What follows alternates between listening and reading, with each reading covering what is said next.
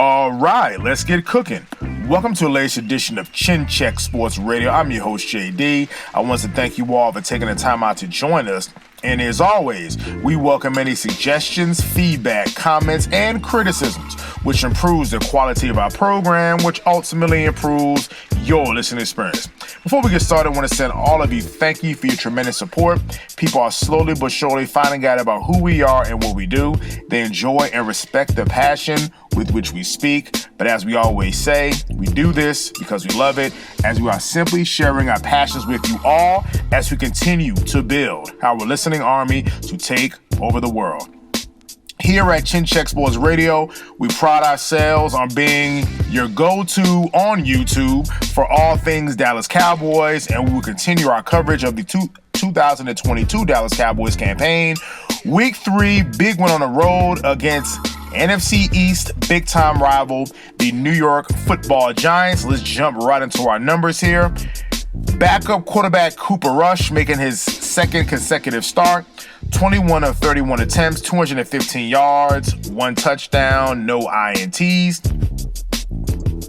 Running back Tony Pollard, 13 carries, 105 yards. Ezekiel Elliott, 15 carries, 73 yards. CeeDee Lamb, 8 catches, 87 yards, 1 touchdown. Noah Brown, 5 catches, 54 yards. Peyton Hendershot, rookie tight end, 3 catches, 43 yards. Jake Ferguson, 2 catches, 13 yards. On the defensive side, Donovan Wilson, 11 total tackles, 9 solo, 1 sack, 1 tackle for a loss. Anthony Brown, 7 total tackles, 7 solo. Jordan Lewis, 7 total tackles, 7 solo. DeMarcus Lawrence. Yes, folks, we had a DeMarcus Lawrence sighting in the NYC. 6 total tackles, 6 solo, 3 sacks, 3 tackles for a loss.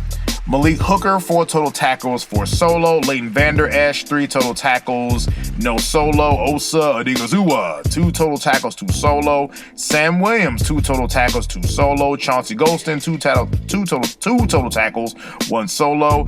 Israel Mukwamu, 2 total tackles, 1 solo. Dorrance Armstrong, 1 total tackle, 1 solo tackle, 1 sack, 1 tackle for a loss. Dante Fowler Jr., 1 total tackle, 1 solo tackle, 1 tackle for a loss. Big Neville Gallimore, 1 total tackle, 1 solo. Trevon Diggs, 1 total tackle, 1 solo with one interception. Big boy Quentin Bohanna, 1 total tackle. And a name who you're hearing last on this list today is one Micah Parsons, 1 total tackle. But we'll get into that in a minute. The Dallas Cowboys, again, hard-fought road victory against a New York Giants team that was undefeated. A lot of high hopes going into this game. Brand new head coach for the Giants, brand new offensive coordinator. There was talk of the Giants possibly turning the corner with some of the talent that they have. And again, these NFC East battles are always tough to go by. But you know what we say at Chin Check Radio?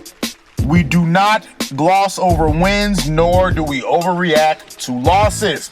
So we are going to start with the good first. Folks, Cooper Rush is as solid as they come as a backup. We like this guy. Again, we are not going to jump on Twitter talk and say that Cooper Rush is better than Dak Prescott, but it's something worth noting here. Other Cowboys fans and other listeners of Chin Check Sports Radio, if you are not a Cowboy fan, is it just us, or does Kellen Moore seem to call a better game when Cooper Rush is manning the offense versus Dak Prescott? Just a thought, just a question, something that we all can debate and discuss. But we like Cooper Rush. He's definitely holding the fort down. We're not ready to build a statue for him just yet. He's doing his job. He's winning ball games.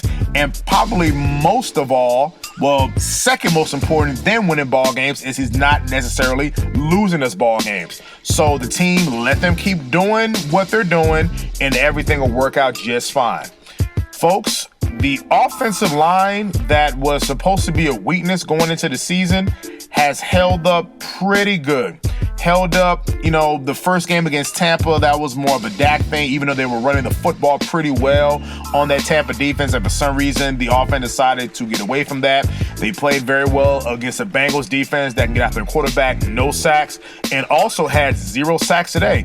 And you're looking at a Giants defensive line that throughout their offensive struggles, the defensive line is actually seen as the strength of the New York Giants. They have a lot of first-round picks on the defensive line. So I thought the O-line played very well.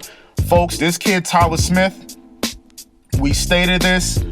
The Cowboys do well drafting on the offensive side of the football. And this kid, Tyler Smith, even though he was groomed to be playing guard, to immediately kick out at tackle.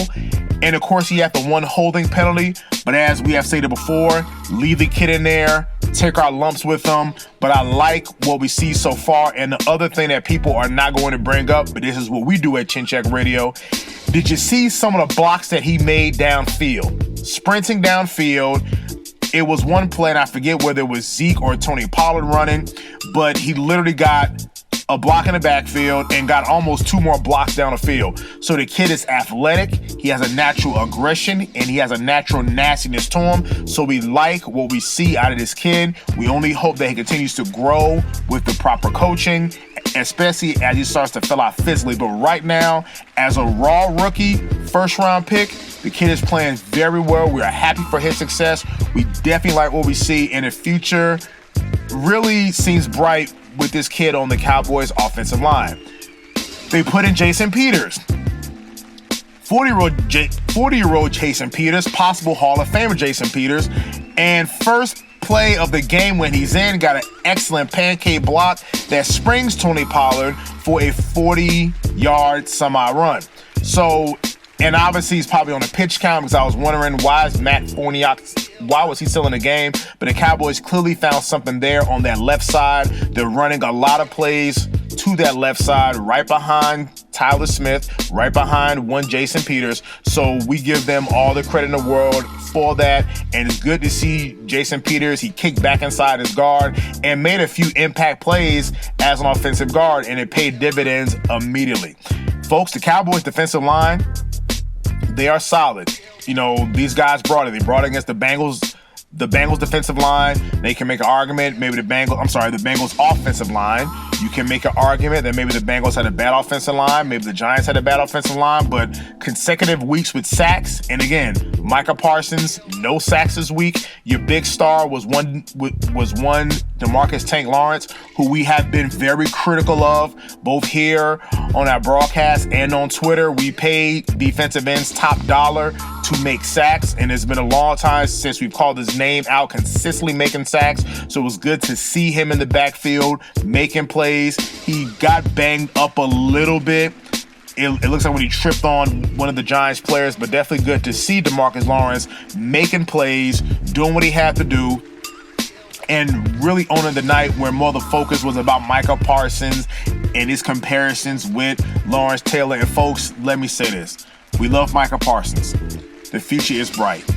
But can we tone down, and I know people like the Skip Baylesses of the world and folks in the mainstream sports media, can we tone down the Micah Parsons comparisons to Lawrence Taylor, Michael Jordan?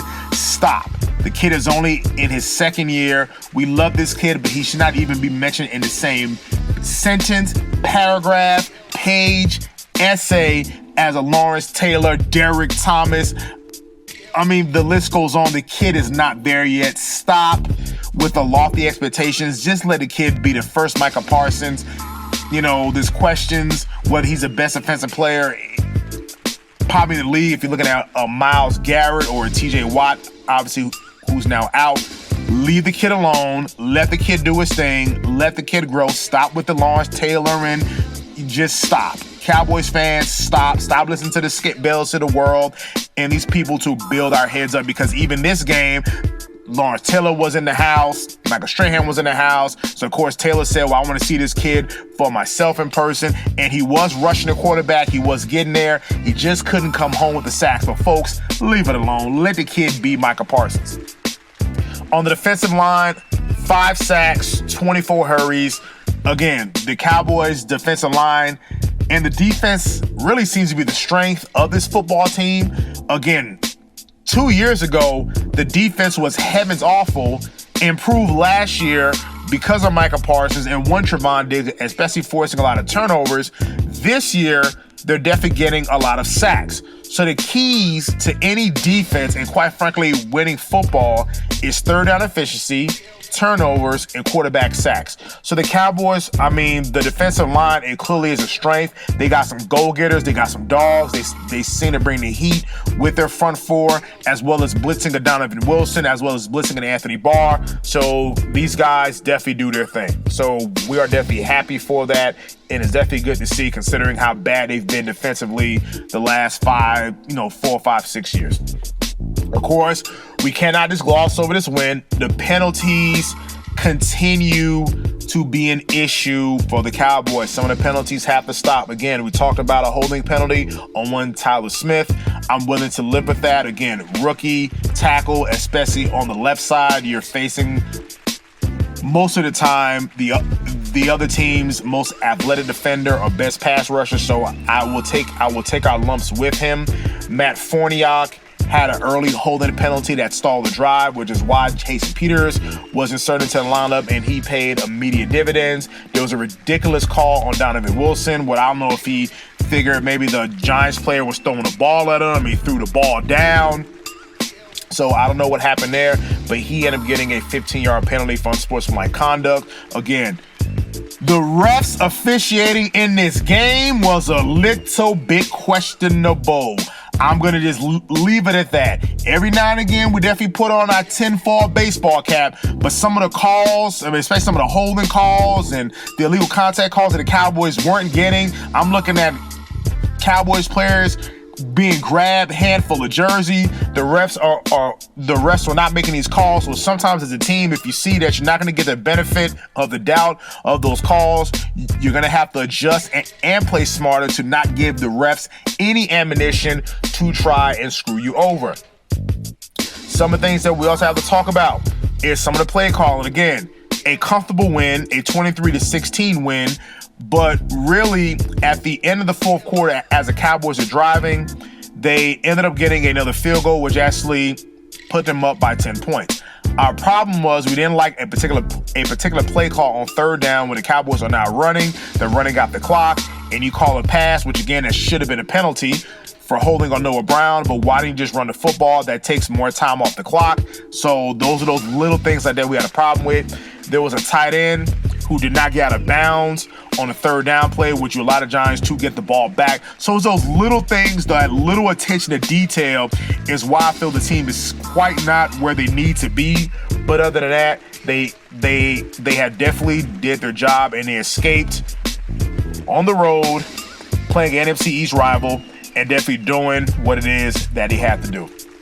Now, let me say this. New York City, it's gonna be a lot of butthurt people in New York City tonight, because New Yorkers have a thing where if they lose to the Cowboys, it's gonna be all on New York Sports Talk Radio. Stephen A. Smith and the Brandon Tierneys and all these fools up there on Sports Talk Radio are gonna be just ass hurt tomorrow. Well, I can say today on the airways.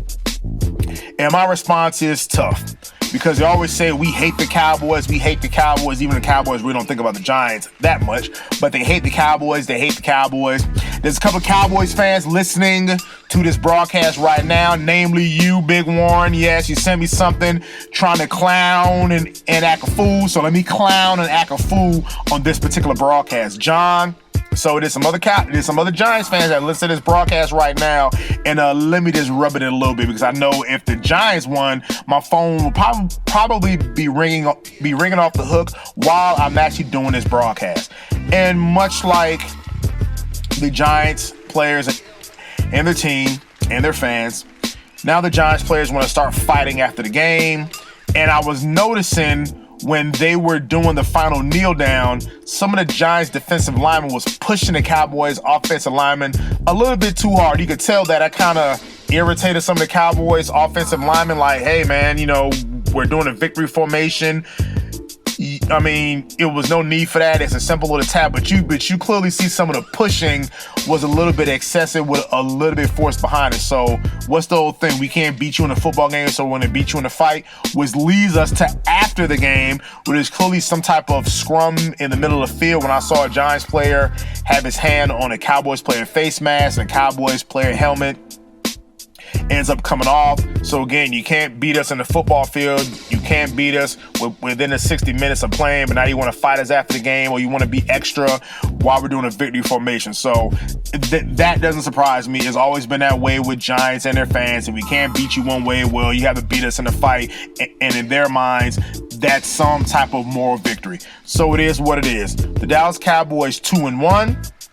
Going into week 4, I believe they play the Washington Commanders. So again, another NFC East rival. Is not going to be an easy game. The Commanders aren't looking that good, but of course, you know, when you play a division rival, they're always going to bring their A game. So until the next time, it's Chin Check Radio signing out. And also, we keep on forgetting, we do have an email address that is chinchecksportsradio@gmail.com.